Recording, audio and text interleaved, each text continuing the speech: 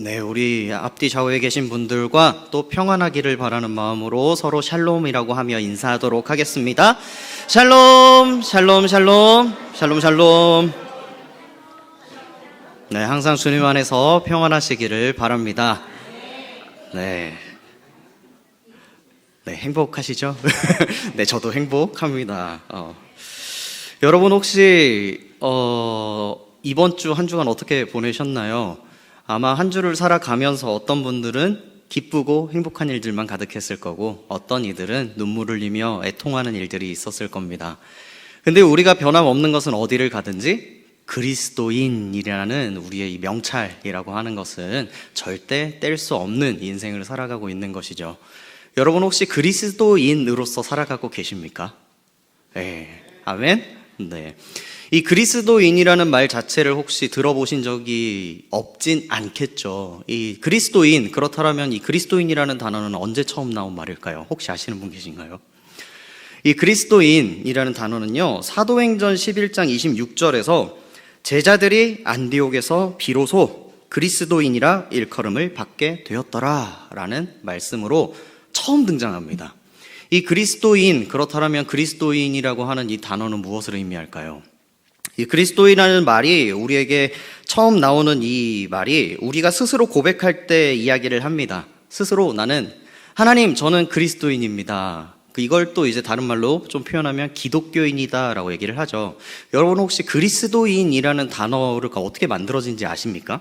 이 그리스도, 예수 그리스도라고 하잖아요. 이 크라이스트, 영어에서 비롯되어 온 말입니다. 그래서 그리스도인. 근데 이 그리스도인이라는 단어가 어찌 보면 영어와 한자의 합성어죠. 사람 인자잖아요. 근데 그렇다면 기독교인은 뭘까요? 그리스도라고 하는 말을 한문으로 풀었을 때 기독이 되는 겁니다. 그래서 기독교인. 그래서 영어식 표현과 한자식 표현, 그리스도인과 기독교인은 같은 말입니다.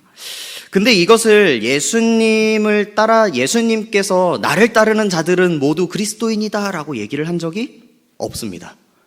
그렇다면 이 말은 어디서 비롯되어 온 말일까요? 사도들이 했던 말일까요? 아닙니다. 또 믿는 자들? 아닙니다. 어디서 그러면 나온 말이냐면 이 사도행전이 쓰여진 이 장소가 사도 바울이 전도를 했던 전도 지역이었습니다. 전도 지역이라 함은 과연 믿는 자들의 땅일까요? 그렇지 못한 땅일까요? 네, 이방인의 땅입니다.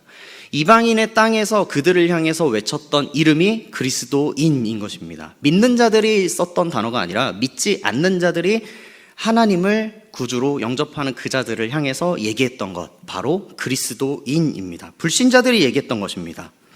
이것은 그렇다면 이런 의미를 가지고 있을까요? 혹시 요즘 시대로 따지면 예수쟁이. 네, 혹시 예수쟁이와 그리스도인이 같은 말일까요? 이 예수쟁이라는 말은 부정적인 의미를 담고 있습니다. 예수 믿는 사람들을 쟁이라는 표현을 통해서 좀 비아냥거리듯이 하는 말이 예수쟁이입니다.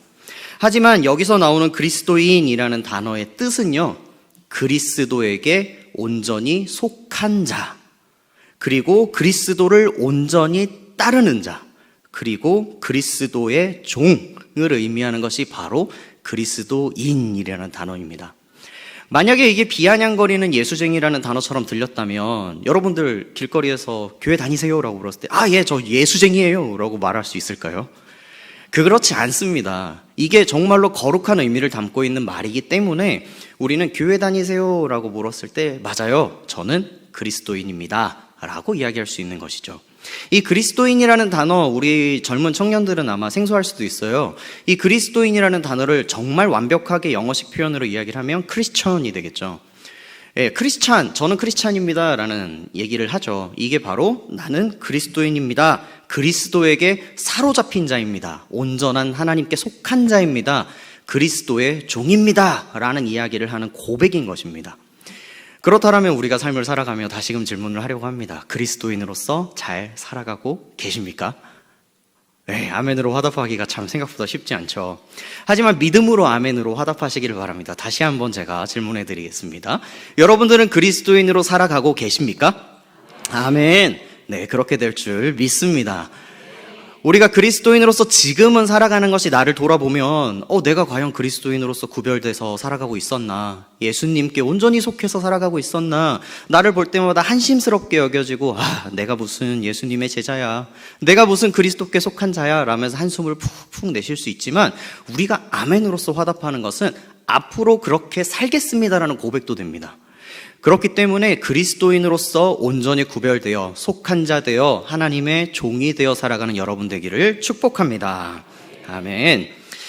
근데 이 그리스도인이라고 칭함을 받았던 사람들, 그 사람들이 교회라고 하는 공동체를 이루었는데, 이 교회를 우리는 이렇게 얘기를 합니다. 초대교회다. 초대교회라는 말 아마 들어보셨을 거예요. 이 초대교회 사람들은 그렇다면 어디서 예배를 드렸을까요? 저는 우리 민들레 교회를 보면서 그런 생각들을 합니다. 이 초대교회 사람들이 예배를 드렸던 장소를 이렇게 이야기를 합니다. 카타콤 들어보셨나요? 이 카타콤이라고 하는 장소는요, 지하교회예요. 왜 지하교회에 있었을까요? 핍박을 받았기 때문에. 그리스도인으로서 고백을 하고 살아가는 것이 사람들로부터 핍박을 받았기 때문에 보이지 않는 곳에서 하나님의 영광을 위해서 살아갔던 거예요. 예배를 드렸던 장소가 바로 카타콤인 것이죠. 우리 교회 어디 있죠?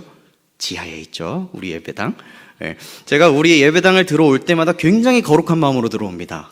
초대교회와 같은 지하교회, 바로 카타콤, 거룩한 곳이라고 전 생각을 합니다. 그래서 우리가 저 사람들에게 드러내지 않기 위해서 예배를 드리는 것이 아니라 초대교회에 더욱더 그때의 뜨거운 마음을 가지고 기도를 하고 그때의 더 영광을 우리가 높여드리기를 소망하는 그런 공동체가 되기를, 그런 마음으로 거룩한 장소라고 저는 고백하고 있습니다. 여러분, 우리 민들레 교회 예배당이, 일반적인 예배당이 보통 2층이나 3층 이렇게 있잖아요. 근데 저는 우리 민들레 교회 예배당이 지하에 있는 게 너무나 자랑스럽습니다. 초대교회의 그런 신앙이 이어져 오는 것만 같아서 너무나 자랑스럽다는 것입니다. 여러분들도 그러한 자랑스러운 마음을 가지고 그리스도인으로서 구별된 예배를 드리시기를 소망합니다. 여러분, 인생을 살아갈 때 우리는 무언가에 집중을 하며 살아가잖아요. 그렇다면 여러분이 집중하고 있는 전심전력이라고 하죠. 무엇인가요? 어디에 전심전력을 두고 살아가고 계신가요? 이야기를 하나 여러분들에게 들려드리고 싶습니다. 프랑스의 이야기인데요. 매력적인 외모, 허영심이 많았던 한 부인이 있었습니다. 이 당시 이 글을 썼던 내용의 부인은 20대였어요. 등장하는 이 부인의 이름은 루아젤입니다. 아마 이 이야기를 아시는 분들도 계실 거예요. 이 루아젤이라는 한 부인이 어느 날 문부부 장관에게 파티에 초대를 받습니다. 허영심이 많은 나머지 그래, 나도 참석을 해야지 라는 생각에 가려고 보니 이 부인은 굉장히 가난한 집이었어요. 너무나 가난하고 가난해서 무도회에 이 파티에 갈 의상과 장식이 하나도 없었던 거예요. 그래서 이웃집을 찾아갑니다. 이웃집 부자 부인에게 찾아가는데 프리스티에라는 부인을 찾아갑니다. 그래서 이 부인에게 나에게 옷과 장식품을 빌려주세요 라 그랬더니 흔쾌히 빌려주는 거예요. 의상과 또 장식품을 받았는데 그 장식은 진주 목걸이였습니다. 진주 목걸이를 당당하게 하고 파티를 갑니다. 그리고 열심히 즐긴 후에 파티가 끝났어요.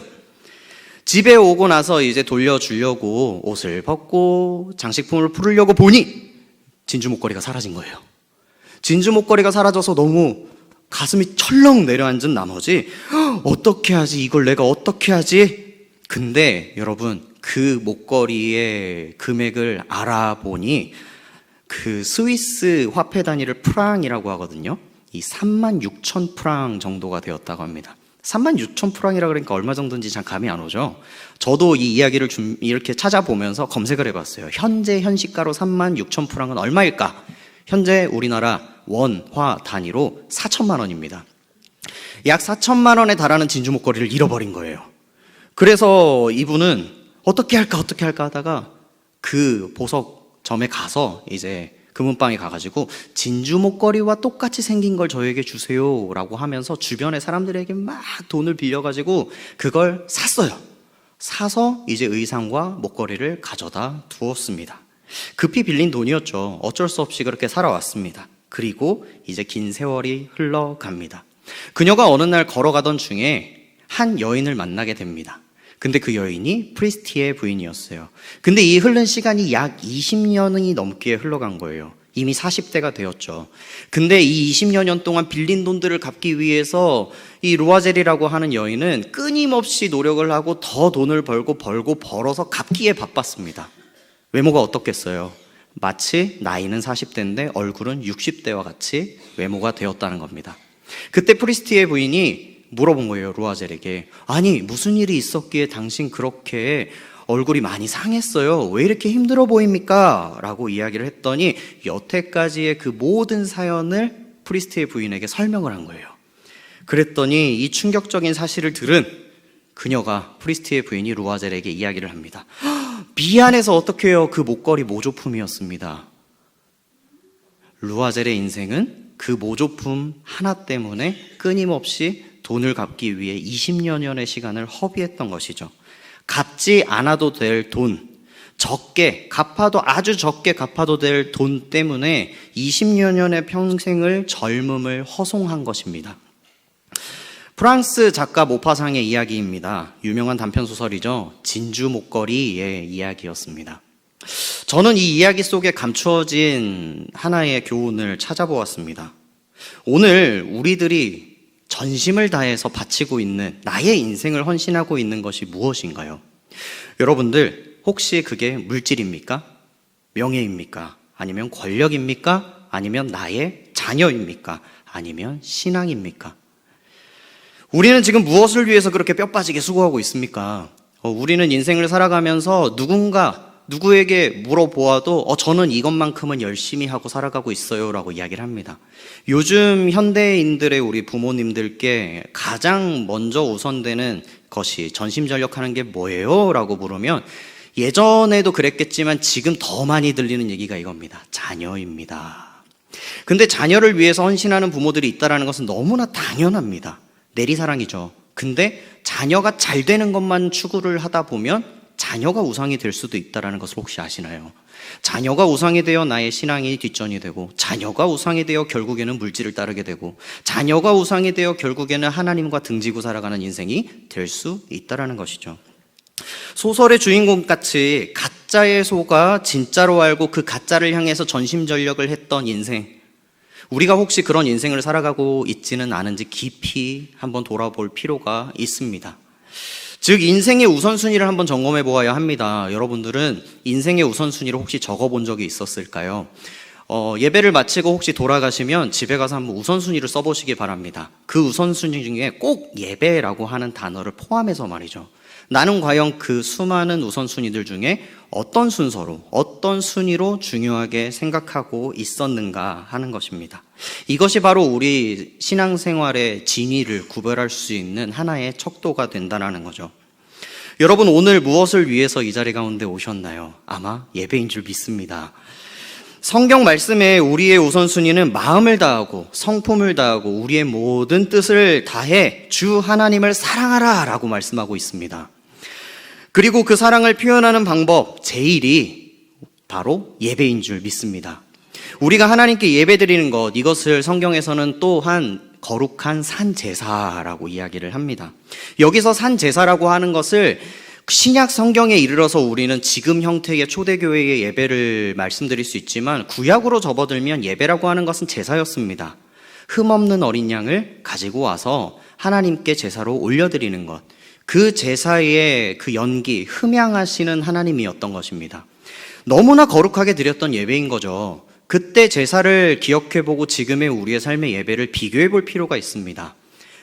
왜냐하면 구약시대의 제사를 할 때의 그 제물들을 가져올 때 제물의 형태가 어땠나요? 그냥 지나가다가 저거 괜찮겠네 잡아서 제사를 드렸나요? 아니요. 구별된 흠없는 어린 양, 순양, 그리고 그 제사에 따른 제물들을 어떻게든 정성을 다해서 가지고 와서 드린 게 예배였습니다. 근데 어느 순간 현대인들의, 우리 그리스도인들의 삶을 보면은 시간 됐네, 요일이네, 예배 가자, 예배 드리고 드렸네, 집에 가는 삶. 과연 그게 얼마나 신령과 진정을 다했는지 우리 한번 돌아볼 필요가 있습니다. 예배는 우리가 아무리 분주하고 바빠도 예배를 드려야 합니다. 저는 옛날 책 중에 저희 어머니가 제일 좋아했던 책인데요, 바빠서 기도합니다. 혹시 이 책 보신 적 있나요? 옛날에 한 3, 40년 전에 있었던 책입니다. 저희 집에 항상 꽂혀있던 책인데 저는 그 제목이 무슨 말인지 이해조차 하지 못했습니다. 왜 바쁜데 기도를 하지? 바쁜데 기도할 시간이 어디 있지? 근데 그러한 말이 계속 제 뇌리를 스치고 지나간 게 저의 신학교 시절이었습니다. 신학교 시절이 흐르면 흐를수록 바빠서 기도한다는 것이 무엇인지를 깨닫게 된 것이죠. 바빠서 기도하고 바빠서 예배하고 바빠서 찬양하는 여러분들 되기를 소망합니다. 우리가 삶을 살아가다 보면은 여러 가지 이유로 예배의 전을 포기할 때가 있습니다. 하나님, 저 오늘은 이러한 약속 때문에 예배를 못 드려요. 하나님, 저 오늘은 건강에 문제가 있어서 예배를 못 드려요. 이런 이유들을 댄다라는 것이죠. 여러분, 우리가 코로나 시대를 겪으면서 온라인 예배라고 하는 것이 생겼습니다. 그 이전에 그렇다면 온라인 예배가 없었을까요? 존재했습니다. 네, 온라인 예배는 지금도 존재하고 예전에도 존재했습니다. 그럼 온라인 예배의 목적이 뭐였을까요? 온라인 예배가 예전에 있었던 이유는요, 잘 기억하시기 바랍니다. 병상에 누워있는 분들을 위해서 온라인 예배가 있었던 거고, 예배를 드리지 못하는 해외, 그곳의 분들을 위해서, 하나님의 자녀들을 위해서 만든 것이 온라인 예배였지, 나의 삶의 형편에 맞추어서 합리적인 예배를 찾고자 해서 만들어진 게 온라인 예배가 아니라는 겁니다. 여러분들은 온라인 예배를 혹시 지금도 드리고 계신가요? 이 온라인 예배라고 하는 것은 우리의 삶의 자리에서 하나님의 말씀을 더욱 사모해서 더 드리는 것은 좋을지 모르지만, 주일 성수를 포기하고 온라인 예배를 드린다는 것은 신중하게 고민해 볼 필요가 있다라는 것입니다. 여러분들은 얼마나 예배에 거룩하게 임하고 계신가요? 예배는 은혜의 통로이자 축복의 지름길임을 꼭 기억하시기를 바랍니다. 이곳에 나와 거룩한 처소에서 거룩한 제사를 드리는 것이 우리 예배자로서의 모습인 것입니다. 근데 여기서 더 나아간다면 우리는 삶 자체가 예배가 되어야 된다는 것입니다. 저는 제가 되게 좋아하는 말씀이 범사에 감사하라, 쉬지 말고 기도하라 라는 말씀을 너무 좋아하는데, 이 말씀을 가지고도 제가 질문을 엄청 했습니다. 하나님, 범사에 감사하는 건 알겠어요. 그래요, 모든 일상에 모든 시, 분, 초 막 쪼개서 다 감사해야 되는 거 다 이해를 하겠어요. 쉬지 말고 기도하라는 건 무슨 말이에요? 어떻게 쉬지 않고 기도를 해요? 기도하려면 장소를 찾아야 되고, 무릎을 꿇어야 되고, 눈을 감아야 되고, 두 손을 모아야 되고, 하나님만 집중해야 되는데 이게 어떻게 기도를 할 수가 있어요? 24시간 365일을. 근데 저에게 주신 하나님의 은혜는 이거였습니다. 너의 입술을 통해서, 너의 삶을 통해서 드러나는 것이 모두가 기도가 될 것이다. 여러분, 우리가 삶을 살아가면서 혹시 불평불만을 갖고 살아가고 계십니까? 혹시 염려, 걱정, 근심이 나의 입속에 항상 있습니까? 내가 숨을 내쉴 때마다 그냥 들숨 날숨이 아니라 한숨을 쉬고 계십니까? 우리는 하나님 앞에 기도를 하는 것입니다. 무엇을 하든지 믿음으로 선포해야 합니다. 선포할 때의 그 모든 것은 하나님이 책임져 주실 줄 믿습니다. 하나님, 나와 함께하여 주시옵소서, 예수 그리스도의 이름으로 될 줄 믿습니다. 그런 선포가 있을 때 우리는 예배자의 삶을 사는 것이고, 쉬지 않고 기도를 하는 삶을 살 수 있을 줄 믿습니다. 그러한 삶의 태도가 바로 예배자의 삶인 것입니다. 그렇다면 하나님은 어떠한 삶을 찾을까요? 어떠한 사람을 찾을까요? 앞서서 얘기했던 예배자를 찾습니다. 예배를 드리는 사람을 찾는다는 거죠. 우리가 앞서서 얘기했던 그런 신령과 진정으로 예배드린다라고 하는 것, 영어 번역에서는 이렇게 얘기합니다. For God is Spirit 이라고 얘기를 하는데, 이게 하나님은 영이시다라고 얘기를 하고 있는 거예요. 그리고 또한 So those who worship Him 이라고 하는데, 이것은 예배하는 사람들은, 그리고 must worship in spirit and in truth, 영과 참으로 예배해야 된다라고 영어 성경에는 쓰여 있습니다. 여기서 얘기하는 영, 육은요, 스피릿과 프레시로 나뉩니다. 이 스피릿이 바로 영이고 프레시라고 하는 것이 육입니다. 즉, 영이라고 하는 것은 마음이기도 합니다. 마음과 진정으로 예배를 드리는 사람을 찾는다라는 것이에요. 나의 마음의 중심이 어디에 있는지를 하나님은 너무나 잘 아십니다. 하나님께서는 성경에서도 이야기했듯이 마음의 중심을 보신다 그랬어요. 나의 마음의 중심이 어디에 서 있는가를 돌아보시길 바랍니다. 삶을 살아갈 때 하나님, 내가 이제 어떻게 해야 됩니까? 라면서 물어보는 삶인지, 지금 이 순간 나는 어떻게 이걸 헤쳐나가야 하지? 그동안 나의 경험은 무엇이 있었지? 라고 계산을 하고 계신지 한번 돌이켜 보시기를 바랍니다. 우리가 하나님 앞에 진정과 신령과 진정을 다해서 드리는 예배는 우리가 진실되게 드리는 예배입니다. 어디에 있든지 무엇을 하든지 진실되게 드리는 것입니다. 거룩하게 드린다라고 하는 것이죠. 예배를 드리는 삶, 우리의 삶이 예배가 되어야 합니다. 삶 또한 하나님께서 주신 선물입니다. 시간과 장소, 모든 것 하나하나 하나님의 섭리가 아니고서는 우리에게 주어질 수 없는 것입니다. 나의 삶 가운데 주어진 것들을 열심히 살아가는 것도 예배를 드리는 것입니다. 왜냐하면 하나님께서 우리에게 선물로 주셨고, 우리에게 소명으로 불러주셨고, 그리고 사명을 주셨고, 그 일을 감당케 하시는 것 또한 하나님이 우리에게 주신 사명이기 때문입니다. 그 사명을 온전히 열심히 감당해 나아갈 때 하나님은 우리에게 더 큰 은혜를 부어주실 줄 믿습니다. 오늘 우리 류효금 목사님 통해서도 말씀을 들었습니다. 우리의 삶 가운데에 주어진 것들, 그 가운데에서 우리는 살아가야 된다라는 것에 있어서 하나님의 그 은혜를 입고 살아가고 있다라는 것을, 하나님의 은혜가 우리의 삶에 있다라는 것을 부정할 수는 없습니다. 저는 이렇게 생각합니다. 아침에 눈을 뜨는 것 자체도 은혜입니다. 여러분, 잠자리에 누워서 아침에 눈을 떴는데 새 아침이 밝았어요. 나에게 새 하루를 주신 은혜입니다. 그리고 또한 침대에서 내 손을 딛고 내 발을 딛고 일어날 수 있는 것, 내 사지가 멀쩡한 것도 은혜입니다. 그리고 또한 냉장고 열어서 물 한 잔 마시는 것, 나에게 물을 주신 은혜입니다. 그리고 나에게 식사를 주신 것 은혜입니다. 입으로 주신 것 은혜입니다. 내가 나아가서 택시나 버스를 탈 수 있도록 100원 한 개 주신 것도 하나님의 은혜라는 겁니다. 근데 우리는 어느 순간 이 은혜를 너무나 당연하게 생각하고 있다는 거죠. 정말 감사함이 넘치는 삶은 신령과 진정으로 모든 삶이 예배가 되어서 감사가 넘치는 삶인 줄 믿습니다. 그렇게 살아갈 때 우리는 어디에 있든 예배자로서 구별된 삶을 살아갈 수 있게 된다는 것입니다. 하나님은 예배하는 사람을 찾고 있습니다. 마음과 정성을 다해서 예배드리는 사람을 찾고 있습니다. 우리에게 햇빛을 주시느니 공기를 주시느니 모두 하나님 앞에 감사할 줄 믿습니다. 저는 제가 지난주에 그런 말씀을 드렸습니다. 코로나로 고생을 했다고. 제가 코로나로 고생을 하면서 제일 많이 느꼈던 게 뭐였냐면, 저는 누군가 저에게 물어본 적이 있습니다. 삶을 살아감에 있어서 가장, 예배를 제외한 거예요. 예배를 제외하고 삶을 살아가는 데 있어서 가장 큰 기쁨이 무엇인가요? 라고 저에게 물어봤을 때 저는 이렇게 얘기를 했습니다. 내 몸으로 얼마든지 열심히 운동할 수 있는 거예요. 저는 이렇게 이야기를 했는데 저와 같이 사역했던 동료 전도사님이 이렇게 얘기를 하더라고요. 아, 형님은 그걸 모르시는군요. 뭘? 음식을 먹을 수 있는 기쁨을 모르세요. 맛을 느낄 수 있는 기쁨을 모르세요. 그 음식의 냄새를 맡는 기쁨을 모르세요? 라고 했는데, 제가 지난주에 말씀드렸죠. 저 코로나 때 미각과 후각을 잃어버렸습니다. 그때 미각과 후각을 잃어버린 게 변이 바이러스였을 때는 미각과 후각을 잃어버리고 돌아오는데 단 3일 정도가 걸립니다. 근데 초창기에 코로나가 변이되기 전에 미각과 후각을 잃어버렸던 분들은 저를 포함해서 6개월이 걸렸습니다.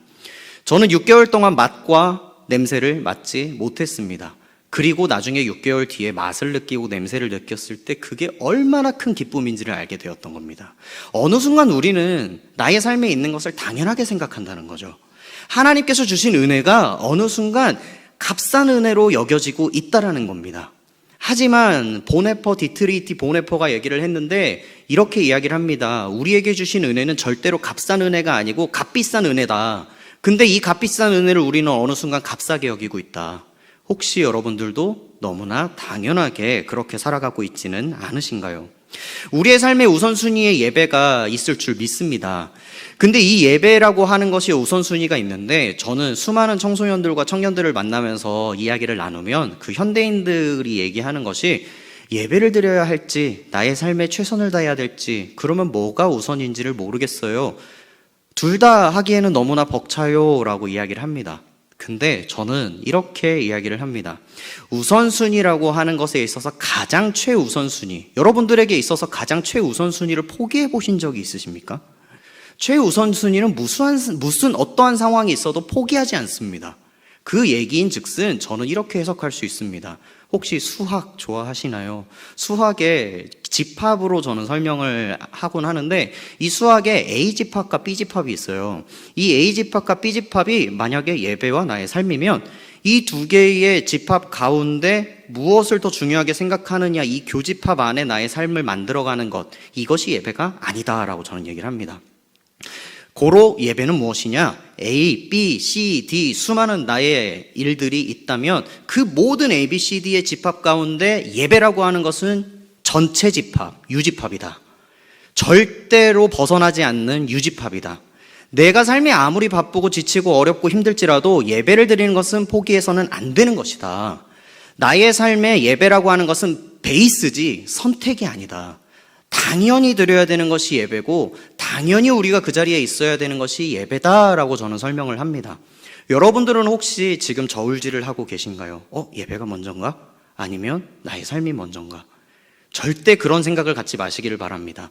예배가 최우선 순위가 되면 예배는 우리의 삶의 당연한 전체 집합으로서 우리의 삶의 베이스가 될 줄 믿습니다. 무엇을 하든지 어디에 있든지 하나님과 동행하는 삶. 만약에 여러분들이 교집합이나 혹은 다른 집합으로 생각하고 있었다면 이 일을 하고 있을 땐 하나님이 동행하시지 않는 거라고 할 수도 있습니다.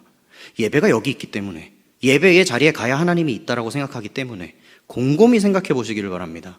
근데 만약에 나의 삶의 예배가 전체라면 내가 여기에 있든 저기에 있든 무엇을 하든 하나님은 나와 항상 늘 동행하고 계신다라는 사실입니다. 두려울 것이 무엇입니까? 하나님이 나와 함께 하시는데. 걱정할 것이 무엇입니까? 하나님이 나와 함께 하시는데. 염려하지 마시기를 바랍니다. 하나님이 함께 하십니다. 우리의 삶의 전부가 예배가 되면 하나님은 우리의 삶의 전부에서 역사하십니다. 이것은 역사하시고 저것은 역사하지 않는 것이 아니라 우리의 삶의 모든 부분에서 역사하신다는 사실을 기억하며 예배자로서 구별된 삶을 살아가시기를 소망합니다. 마지막으로 미국에 대한 이야기를 전해드리려고 합니다. 이 미국은 오랫동안 공립학교에서 예배드리는 것을 금지했었습니다. 그러나 미 테러 사건 이후에 학교에서 다시 예배를 드렸습니다. 그리고 이에 대해 아직도 아무도 이의를 제기하지 않고 있습니다. 제시 잭슨 목사라고 하는 사람이 있었는데 이 목사님이 버지니아주 알렉산드리아에 있는 토마스 제퍼슨 과학기술고등학교의 강단에서 설교를 하면서 학생들에게 이렇게 이야기를 합니다. 모두 일어나십시오. 옆 사람의 손을 잡고 내 말을 따라해 주십시오. 곧이어 체육관은 부름과 응답에 우렁찬 찬송이 가득 찼다고 합니다. 미국이 그동안 청교도 조상들의 정신을 이어받지 못하고 학교에서 찬송 소리, 기도 소리, 예배가 사라지더니 지금 그렇게 끔찍한 사고를 당하고서야 다시 깨달았던 것 같이 우리 나라도 우리 교회도 그동안 기독교 학교에서 성경과 예배를 드리며 지내오던 그것을 요즘 학교 평준하니 뭐니 하면서 기독교 학교에서 또한 체프를 제대로 드리고 있지 않고 있으며 성경 과목까지 밀려나고 있는 현실입니다. 예배가 사라지더니 결국에는 우리나라 혼란 속에 빠져가고 있습니다. 예배하는 자들을 하나님께서 찾으십니다. 실제로 제가 진학했던 그 동화고등학교에서도 그런 사건이 있었습니다. 어느 날 제가 졸업하고 나서 목사님께서 전화가 오셨습니다. 홍건아, 나에게 도움을 다 줘. 그래서 목사님 무슨 일인가요? 너희들의 도움이 필요해. 예, 말씀하세요. 지금 우리가 기독교 학교인데도 불구하고 학부모들의 항의로 인해서 채플이 사라지기 직전이야. 예배를 드릴 수 없는 학교가 되고 있어. 기독교 학교에서 예배가 없다니 참으로 암담하다. 와서 도와주렴. 저를 비롯해서 수많은 신학생들에게 연락하셨고 도움을 요청하셨습니다. 그렇게 저희는 끊임없이 더 합심해서 기도를 했고 다행히도 기도한 끝에 그 채플은 살아났습니다. 지금 그 채플이 살아나서 동화고등학교에서는 심지어 청소년 학교라는 이름으로 학교 내에 교회가 생겼습니다. 청소년 교회인 거죠. 그 청소년 교회가 만들어져서 지역 교회에 먼저 등록을 하기 전에 학교 내에서 교육을 하고 양육을 한 후에 신앙이 성장하면 각 지교회에 집에 가까운 교회들을 추천해주고 등록을 시키게끔 하는 활동을 하고 있습니다. 우리는 예배하는 자들을 찾으시는 하나님 앞에 우리 또한 예배자가 되어야 하지만 우리 자녀들도 우리의 다음 세대들도 앞으로 우리가 사랑하게 될 모든 이웃들에게도 복음을 전해야 할 줄 믿습니다. 예배자를 찾으십니다. 먼저 내가 예배자가 되어야 되는 것은 당연하겠지만 그 다음에 더 수많은 예배자들을 우리가 찾아 나서야 할 줄 믿습니다. 이제라도 다시 예배가 회복되면 하나님은 우리와 함께 이 땅을 회복시키실 것이며 예배 회복 운동이 일어나 전 세계 지역에 하나님의 군대가 일어날 줄 믿습니다.